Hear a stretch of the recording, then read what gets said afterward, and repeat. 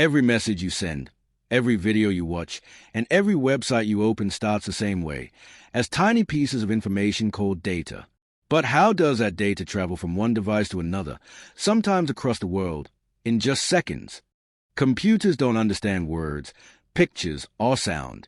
They only understand two states, on and off. These are represented as ones and zeros, known as binary, the universal language of computers. Before information can be sent, it must be encoded. Text becomes numbers, images become pixels, and sound becomes digital waveforms, all converted into binary data. Binary data cannot travel on its own.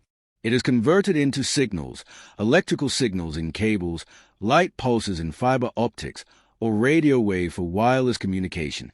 To send data efficiently over long distances, the binary information is placed onto a carrier signal. This process is called modulation. Think of the carrier wave as a vehicle carrying the data across the network. Data is not sent as one large piece.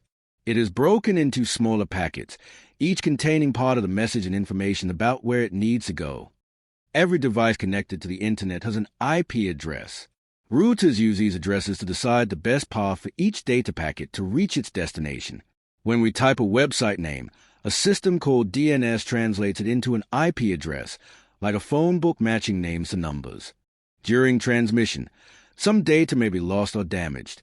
Error-checking systems detect mistakes and request missing data again, ensuring accuracy.